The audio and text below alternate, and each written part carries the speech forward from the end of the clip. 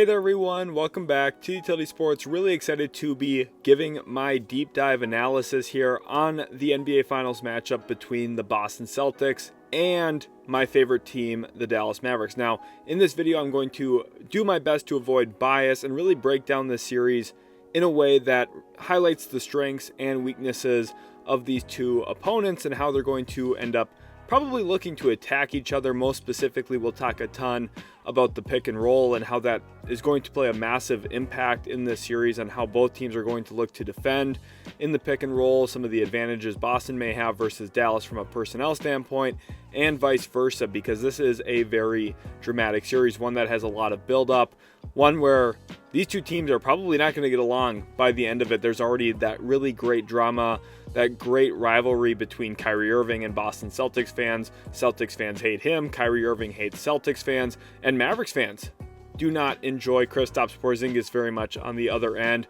Porzingis has obviously talked multiple times about how he and Luka Doncic didn't work and how maturity maybe got in the way of that. Now Porzingis has a chance to get revenge on Dallas, who ultimately traded him away, I would say prematurely. Now things have worked out relatively well for both sides. Porzingis is in a winning situation.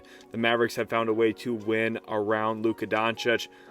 And it's going to be a great series, one that I'm extremely excited about. And at the end of the video, I will give my prediction on who I expect to win the series and in how many games. I want you guys to comment that down below right now. Who do you think will win the NBA Finals and in how many games? And I think the best place to start is with the Dallas Mavericks defense. So I got to see this Mavericks team up close and personal during the Western Conference Finals. Had a lot of fun watching them in person. I got to see them win Game 5 in person. I got to see Luka Doncic's game winner in Game 2 in person. I had a lot of fantastic moments watching this team live this year in person, in the arena. So I'm excited to talk about the Mavericks defense and some of the advantages that they'll have against Boston and some of the advantages the Celtics will have attacking Dallas's defense. First of all, really at the heart of their postseason success and their success post-trade deadline, not only has been the increase in athleticism, length, size, and the right type of personnel to protect the rim and really kind of shut off driving lanes and shut off gaps, but the overall schematic change to really trying to prevent those by shrinking the floor, cutting down in those driving gaps. And the biggest bet Dallas has made since the trade deadline is that teams are going to be unwilling to make a skip pass from the strong side wing or the point all the way to the weak side corner. They have been predominantly right. Teams have been very reluctant to make that pass, and when they do make that pass, it's typically finding the hands of either a hesitant shooter or a not good three-point shooter. Against Minnesota, that at times was Jaden McDaniels. Against OKC, that might have been Josh Giddey. And early in the series in the playoffs against the Los Angeles Clippers, that might have been Terrence Mann. And those types of bets have worked out really, really well for Dallas in funneling offense to a player that you want taking shots or just flat out trying to shut out other areas of the game. Against Minnesota, that was Anthony Edwards' drives. Against a team like Oklahoma City that's trying to show as many bodies as possible to Shai Gilgeous-Alexander. Now, great players still find ways to be great. It's not like Dallas has completely shut the water off on a bunch of guys, but it also did have its positive impacts against Karl Anthony Towns. Even when PJ Washington got beat off the dribble, which honestly happened quite a bit, Derek Lively was there to clean things up, or Daniel Gafford was there to help protect the rim on Anthony Edwards' drives. It just felt like teams have struggled to get clean open looks because of the way that Dallas is guarding. Mavericks fans are going to call it funneling to the middle. That's obviously been the main verbiage used by Jason Kidd and some of the Mavs staff, and I'm sure Mavs beat reporters as well have been using that verbiage on Twitter. I'm sure you've seen.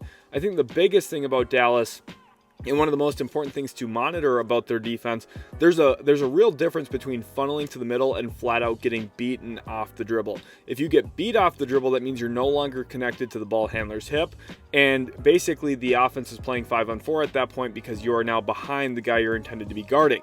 Now, funneling to the middle, if you're able to stay to his hip, can be extremely effective because you're really limiting the change of direction ability for some of these elite ball handlers, elite playmakers, elite decision makers, elite scorers at the playoff level. And you're also able to stay connected, making it a little bit harder to jump. You're not able to get to 2 feet as frequently. You're maybe a little bit more off balance. You're playing at a higher speed, which means the higher pace makes it a little bit tougher to finish around the rim through traffic and around length and size.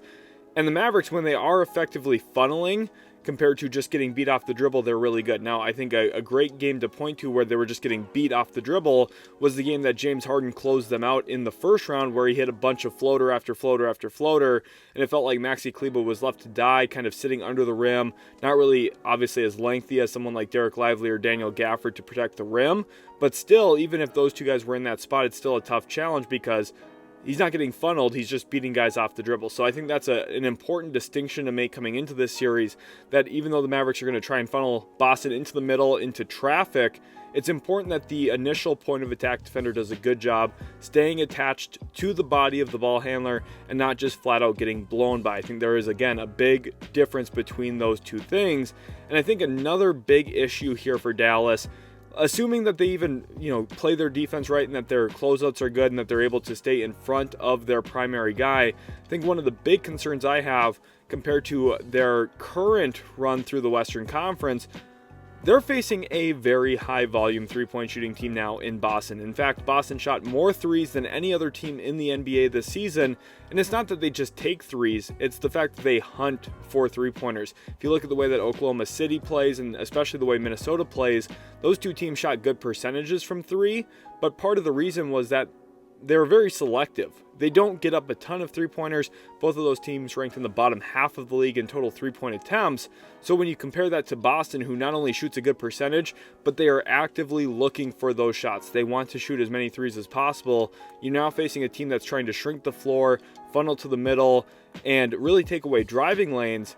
I think the issue here is now that Boston's going to have a bunch of open opportunities, and they're already looking for those shots. They're going to shoot them in rhythm. They're going to shoot them with confidence because those are the types of looks they want to get for their offense. I think that will pose some difficult problems for the Mavericks to deal with, especially from an overall defensive standpoint, where teams like Oklahoma City, Minnesota are a little bit more hesitant to shoot those. Lou Dort, Josh Giddey, Jaden McDaniels, just a lot of players, even Karl Anthony Towns at times, was just hesitant to catch and shoot. Mike Conley wasn't the most aggressive player in the Western Conference Finals. So you're going from playing a bunch of teams who maybe pass up some threes in order to try and get to the paint a little bit more.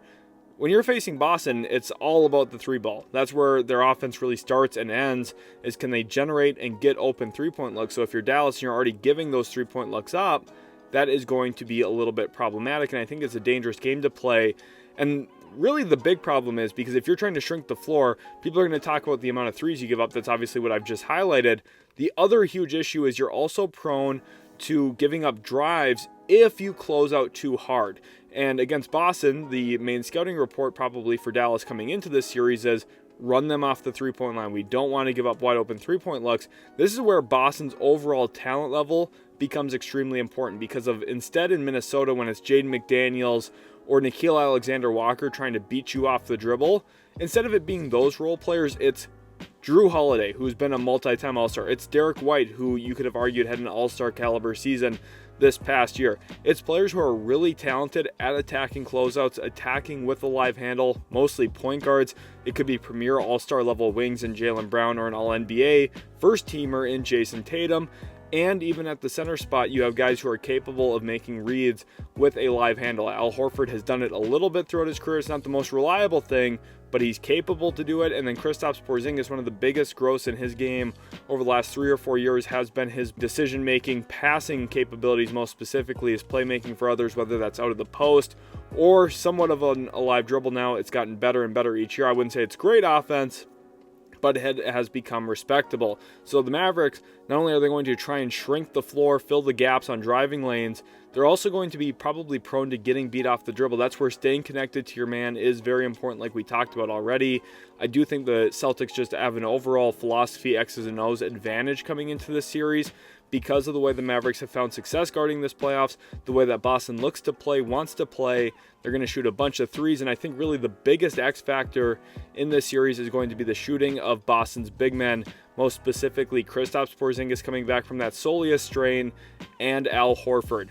The one big thing with Porzingis coming back healthy just in time for the NBA Finals, which is what the presumption is right now, the Celtics are going to have 48 minutes of shooting center play. Guys who can really shoot the ball from the center spot. And I think that's going to pose a really difficult challenge for a team like Dallas, who, if you go back to the second round of the playoffs, yes, they dealt with the Chet Holmgren, but they also had places to hide their centers. They hit him on Lou Dort, they hit him on Josh Giddey. There's a few players that they could really, I think, disguise their defense and still protect the paint with Lively and Gafford being your primary rim protectors. You don't have that, real leverage. You don't have that opportunity against Boston because at the heart of their team construction, I said this last year when they traded Marcus Smart for Kristaps Porzingis and a couple of first-round picks, I said this is going to be genius because it fits exactly how Joe Mazzulla wants to coach. He wants to space you out. He wants to make it so you don't have anywhere to put your center. You don't have anywhere to hide a rim protector. And he's going to maximize his offense by having elite spacing. You can play out a five-out action with delay, with Porzingis at the top of the key. And then really from there, you're able to stretch out defenses where there's no great place to hide a Derek Lively. And honestly, for Dallas in the series, there's nowhere to hide Luka Doncic. And even though Kyrie Irving, I think, has had a tremendous defensive playoffs, one of the most underrated storylines in the NBA this postseason is how Kyrie has defended. I still think there's, obvious benefits to being able to hide Kyrie Irving for stretches to let him rest and really keep his legs underneath of him. Against Boston, there's not really players you can do that against because even off the bench, Peyton Pritchard, someone who can initiate and create some offense himself, really took a big stride forward this year, I think, with his overall play. So looking at Dallas, there's not a place to put Derek Lively or Daniel Gafford defensively because of Porzingis' ability to stretch the floor and shoot the basketball. And we saw that in their most recent game on March 1st. So after the trade deadline, these two teams played and Boston gashed Dallas. They scored 138 points. Kristaps Porzingis drilled multiple threes in the first quarter. I think Derek White had like 7 or 8 assists in the first quarter, and a lot of it came off of pick and pop action and then pick and roll action. And then from there too, that's the issue here for Dallas is not only are you going to have to guard pick and pops, but Porzingis is really a dynamic role man as well. I think one of the most special things about Porzingis here in Boston that he didn't get an opportunity to be in Dallas is a center. And I never understood this for Dallas because you look at how the Mavericks utilized Kristaps Porzingis. They played him constantly next to another big man, mostly Dwight Powell during his tenure with the Mavs. And as a result, instead of getting guarded by centers, Porzingis was defended by wings. You think back to some of those Clippers series where Kawhi Leonard would be on him, Paul George would be on him, Marcus Morris would be defending him. And as a result, your pick and pop game is way less dynamic because teams can switch that. They feel more comfortable switching between Marcus Morris and Kawhi Leonard onto Luka Doncic and Kristaps Porzingis than other teams would with their center being stuck out in space. Imagine if Ivica Zubac had to guard Kristaps Porzingis in some of those playoff series, how drastically that series might have looked for someone like Porzingis, especially who could either roll down into the rim with no dunker spot setter like a Dwight Powell, or he could pop into space if the big man is sitting back. So this is where I think Boston just has a huge advantage. Both of their big men are very capable poppers. They both like to shoot threes. The Celtics had a ton of guys make over 100 threes this past season. They are going to be a very prolific offensive engine, generating a ton of open three-point looks, especially with Dallas trying to shrink the floor, and most specifically out of their pick and roll, pick and pop game. I think Boston just has a big advantage here, getting Porzingis and Horford open shots, open looks. Now, it doesn't mean that they're going to hit all of them, which is why the X factor here for me is that big man shooting, because if there's nights where Porzingis and Horford both struggle to shoot consistently, which is definitely possible, that's where the Celtics might really struggle, because the Mavericks, with them shrinking the floor, they're going to rebound the ball pretty well defensively, especially with how the Celtics are likely going to align on the offensive side with the majority of their players on the perimeter. Even though, yes, you're shooting long shots, there's also going to be long rebounds. Boston's going to get some of them. I think Dallas is going to be able to close out effectively a lot of those possessions. So if you're shooting a bunch of threes and you're having an off night shooting, we've seen this before with Boston where they struggle at times. If the three-pointers aren't falling, they're probably not going to win a ton of games. So even though they're a great three-point shooting team, they are kind of reliant on that. We've seen teams in the past, think about like the 2018 Rockets, how that can be really debilitating for a team, for a roster, when you have an off night in the postseason, when it's the first to win 4 games in a series. A couple of off nights really can throw things for a loop, especially when the other side is extremely talented. So when we talk about Dallas's offense versus the Celtics defense, what are some of the advantages there? What do the Celtics need to avoid having happen? And really, how is this all going to play out? First of all, the matchups, I think, are one of the most important things to talk about. The Celtics not only are they a great offensive team? They're one of the best defensive teams in the league. They won 64 games this year for a reason. They're an elite two-way team. They were my pick before the season to win the NBA Finals. I loved the acquisition of Kristaps Porzingis, and I also think Joe Mazzulla is an extremely underrated coach. I know people have been highly critical of him. People point to some of the times where he fails to make adjustments mid-game. I totally understand some of that criticism, but the reality here is, even with a great roster, he has maximized his talent. He's been pretty creative at times coming into games where I think he has honestly a very good track record of coming in successful, knowing what he's looking to do, and having a good game plan coming in. So even if he's not making adjustments, I think for the most part, his base decision making is very strong. And one thing that we saw in that March 1st game I referenced earlier, where the Celtics throttled the Mavericks, we saw Kristaps Porzingis not guarding Dallas's centers. And this is something I clamored for the Wolves to do as well in the Western Conference Finals. And I think if Minnesota were to have found a way to win that series, it would have been pulling Rudy Gobert off of Derek Lively and Daniel Gafford, and instead putting Karl Anthony Towns on those guys, so that from there, Rudy Gobert could operate as a helper, as a roamer, off of PJ Washington, who shot just 8 of 32 from 3. That's 25% from 3 on predominantly wide open shots. PJ Washington was not good offensively for the Mavericks at all against the Minnesota Timberwolves, and yet Luka Doncic's greatness and Kyrie Irving's greatness helped propel Dallas over Minnesota. And I think now the Boston Celtics are going to provide that challenge for Dallas, where instead of placing their center on Dallas's centers, you're going to make their offense a little weird. You're going to put Kristaps Porzingis on PJ Washington or Derrick Jones Jr. I do expect that matchup to be pretty fluid depending on how it's working for Boston. Because the one thing, and I said this at the trade deadline, the one big positive of going out and getting Daniel Gafford and PJ Washington for Dallas was you had this collection and this trio of good screen set roll options in PJ, Gafford, and Lively, and they're all a little bit different. Lively's a little bit better on the short roll, can make reads as a playmaker, something I loved about him pre-draft. Gafford is an elite above-the-rim finisher, as is Derek Lively, but Gafford just rolls with a little bit of a different pace to him, and then PJ Washington, you get a little bit of that pick-and-pop action, can also short roll a bit, but can also long roll. He's quite a bit more dynamic as a screener than either of Lively or Gafford, if I'm being completely honest. But one thing I do think Boston's going to look to do is to make Dallas use someone else to screen. They're going to try and keep Gafford and Lively out of that initial action for a few different reasons. Biggest reason is when PJ Washington's rolling, if he's the primary screen setter, if Derrick Jones Jr. is rolling, the likelihood that one of Dallas's bigs is down in the dunker spot is pretty likely, which complicates Dallas's spacing a little bit. Whereas if the big man was screening, if one of Dallas's fives, Gafford or Lively, then you'd probably have PJ in a corner, Derrick Jones Jr. in a corner, and you have a little bit more floor spacing, more court balance, opening up that lob opportunity we saw so much against the Minnesota Timberwolves.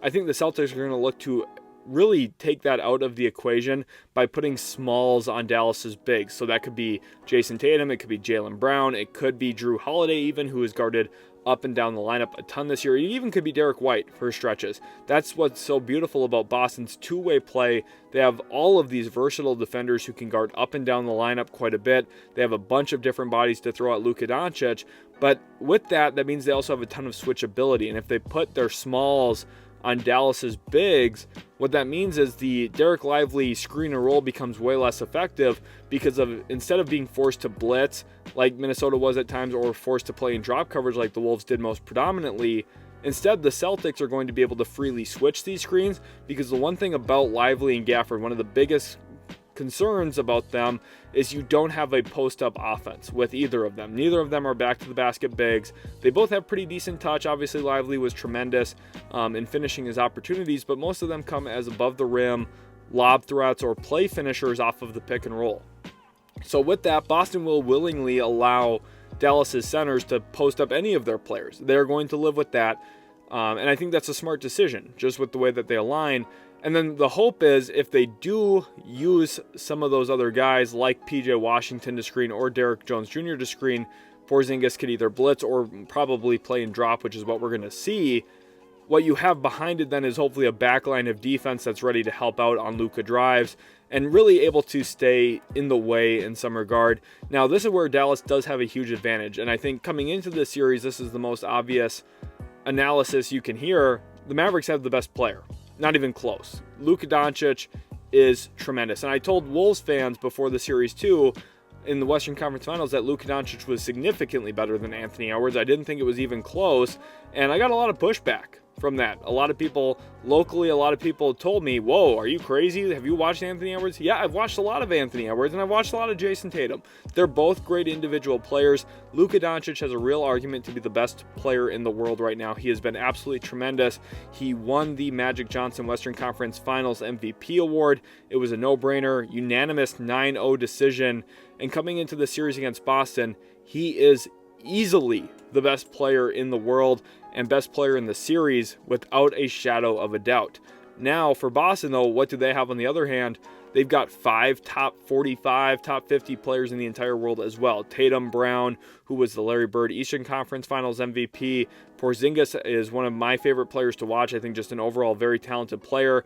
Then you also have Derek White and Drew Holiday, just guys who are proven winners and have had really big impacts on winning teams, including a championship run in the past for Drew Holiday. So they've got some of that playoff experience as well. They've been here, seen that. The 2022 finals, they were there. This is close to what would have been almost a 2022 finals rematch had the Mavericks pulled it out against the Warriors that year. But I think the big thing here for Dallas, one of the big advantages, not only do they have the best player, but they're going to aggressively hunt one specific guy on Boston, and that is Porzingis. I just said I love watching him play. I really do. Doesn't mean he's not going to have a huge target on his back. Not only do the Mavericks kind of have a disdain toward Porzingis, and obviously Mavs fans specifically do, but they're going to look at him as the matchup to attack. It's not fun going at 2 all-defensive guards in Drew Holiday and Derek White. It's not fun to go against big, apex, athletic, hybrid wing defenders in Jason Tatum and Jaylen Brown. Those guys are all very, very good defenders. And I think Kristaps Porzingis is a great defender. He's going to bring great rim protection this series. I think he's going to do a lot of really tremendous things on the defensive end of the floor in this series. But one of them that he's going to really struggle to deal with is both Luka and Kyrie Irving in the pick and roll game. And I said coming into this video, the pick and roll is going to be one of the main topics of discussion. And the reason for that is it's really at the heart of offense for Dallas. Dallas runs more pick and roll than anybody else in the league because they have arguably 2 of the best pick and roll ball handlers of all time. Luka Doncic right at the top of the list. Kyrie Irving on a probably a little bit longer list, but still a very talented player who knows how to make reads and most importantly knows how to get to spots where he's a real scoring threat, kind of toy with the defenses a ton. And Porzingis specifically, with him likely playing mostly in drop, what you're going to see is a ton of step back opportunities. For Kyrie Irving, they're probably going to be step backs from 14 to 17 feet. For Luka Doncic, we all know the step back three's coming. So the real issue here is for Boston, their point of attack defenders, Derek White, Drew Holiday. With Porzingis in drop, they have to chase over the top of some of these screens, and what that does is it puts a lot of their momentum going downhill toward the rim, which gets Dallas's best players, their best perimeter talents in Irving and Doncic, to their signature moves, to their step backs, because the momentum of the defender is already bringing them away from where the step back would bring the offensive player. It is going to be a glaring issue for Boston this series that Dallas is going to be able to get whatever they want out of these pick and rolls against Porzingis. It is not a problem on Porzingis. It's just the reality of drop coverage. If you're not going to blitz him a ton, which I think Boston will experiment a little bit with, if you're not going to switch flat out, you're going to give up something. And these step back threes, these step back jump shots, and pull up jump shots are going to be some of the most obvious difficulties Boston has to deal with. It's what basically killed the Timberwolves. Chris Finch and the coaching staff there in Minnesota just never got away from playing in drop coverage, which was really perplexing to me. When they played Phoenix earlier this year, they got away from that. They adjusted every single game to what they needed to do against Denver, against Phoenix, but against Dallas, for some reason, they were hard-headed, decided they were not going to adjust their scheme, completely fell apart because of it, and a miraculous season in Minnesota ended because of Dallas's greatness, specifically from their star backcourt, which scored 53% of the points in that series for the Mavericks, came from just 2 guys. And that's one of the big concerns I have about Dallas. They're very reliant on 2 players, but I think that those players are going to be able to attack specific weaknesses in Boston's otherwise great defense.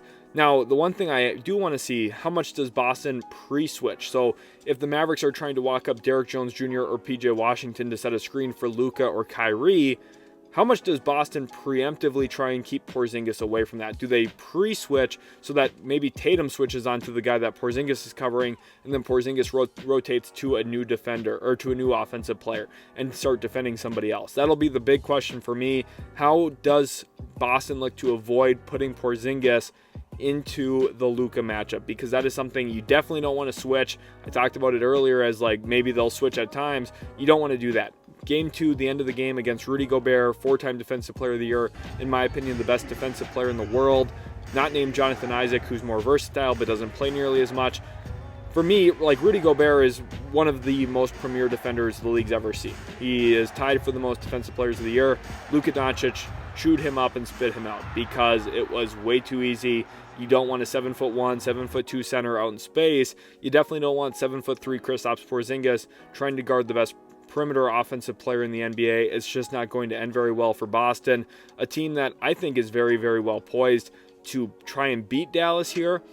Boston's biggest weakness is Porzingis getting targeted and attacked out in space. So how aggressively does Boston look to avoid that happening to them?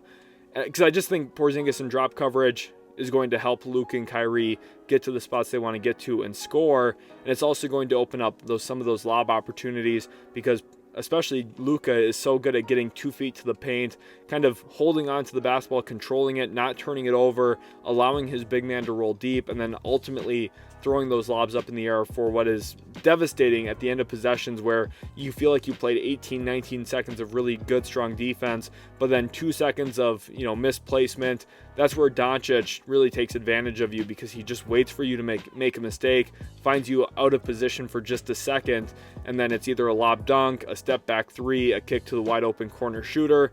So if you're Boston, even though you've been great all season long, you're a 64-win team, you're probably going to be favored coming into this series.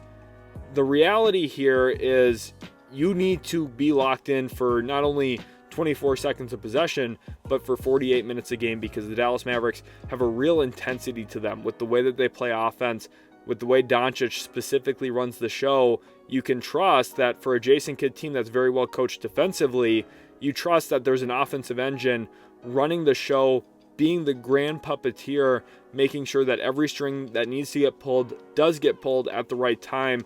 And that's why Jason Kidd and Luka Doncic have had so much success together. Kidd and Sweeney have really built a good, strong defense. And then offensively, Luka and Kyrie do the rest. And that's what makes them so phenomenal. But I think one of the big issues for Dallas here, and this is where Boston has some room to exploit some of the Mavs' weaknesses, the role players aren't very good individually. And I know I'm going to sound like a hater saying that.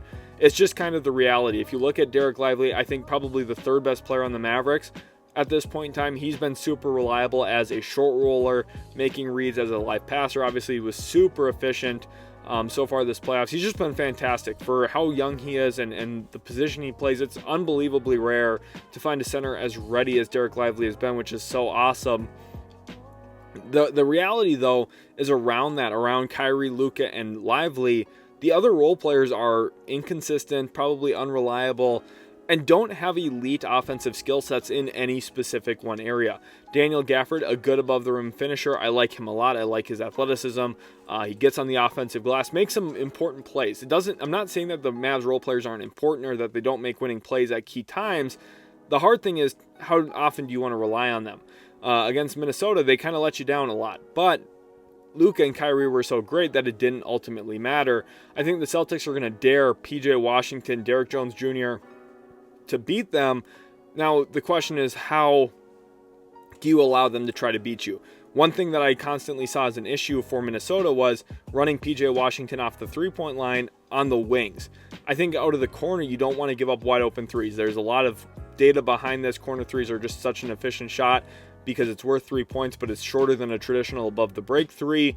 So I think against Dallas specifically, with PJ and Derrick Jones Jr. just being better corner three-point shooters, you don't want to let them catch and shoot wide open in the corner. which means you have to be careful how often you blitz, and you have to be careful specifically with where you're blitzing from and who's blitzing. Now, this is where Boston having so many great defenders helps them, because they're all very good in rotation. They have a lot of high IQ guys who have a lot of basketball experience, a lot of playoff experience. They're going to be able to rotate, I think, a little bit quicker than even Minnesota did, especially Anthony Edwards and Karl Anthony Towns. I think just had a very bad defensive series for both of them, specifically primarily off the basketball. This is where Boston has a real advantage over Minnesota, and that's why the Mavs are going to have a little bit more work to do, because P.J. Washington struggled from three. Derrick Jones Jr. rather unreliable from three for most of his career. Obviously, this year he shot it pretty well, and a lot of them have come from the corner.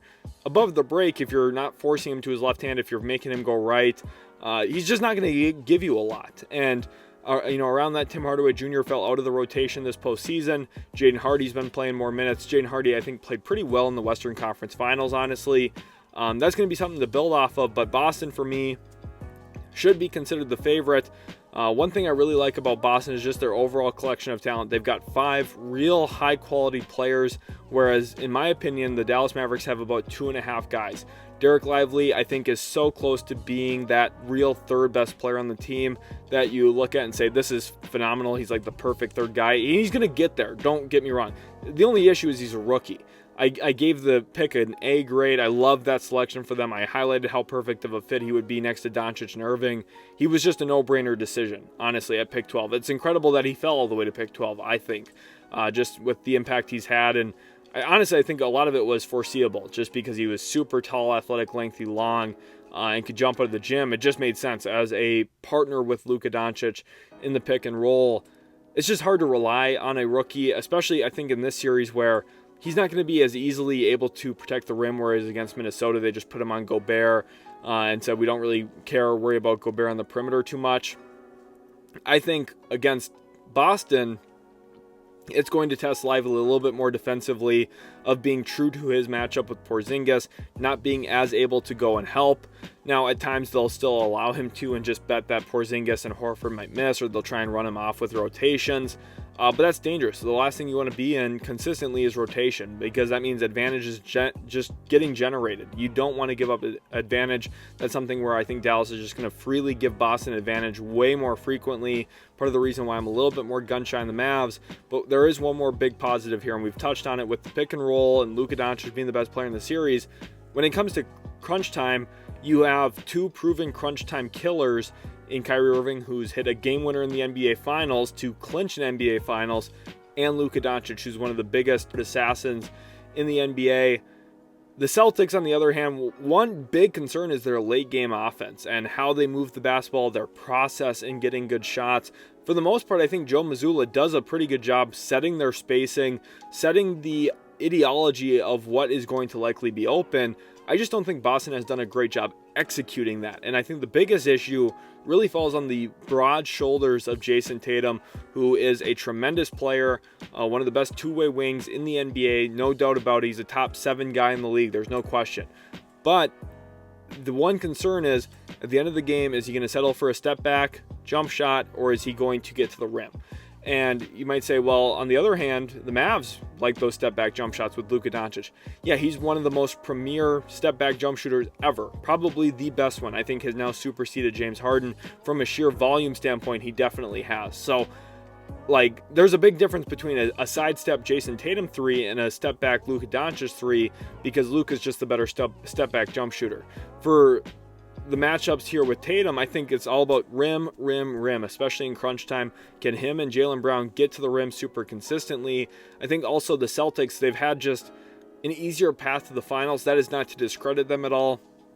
Coming into this playoffs, I thought they would go 12-1 in the Eastern Conference playoffs. They ended up going 12-2, so I was wrong, but I was pretty accurate. And honestly, they had a couple letdown performances in those losses. But that's a testament to how good Boston is. It's hard to go 12-2, even if other teams' best players are out. You saw how well Indiana played in the Eastern Conference Finals. Boston still swept them. The Celtics are a fantastic team. They do have their faults. They're reliant on three-pointers.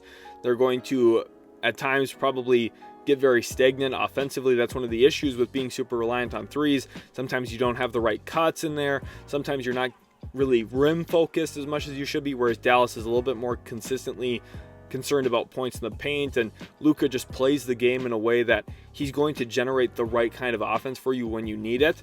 Boston doesn't have that A-level playmaker that the Mavericks have in Luka Doncic. They have a whole bunch of B-level playmakers, and that's a great thing to have. You want to have as much playmaking on the floor as possible. Boston has more players capable than Dallas of making plays off of a live dribble. The only issue, though, is they don't have that premier guy capable of doing it like Luka Doncic. They have a whole bunch of guys very, very good, not one guy who's elite. So it's going to be an interesting battle because Boston at times can get a little sludgy, a little slow, not fast moving.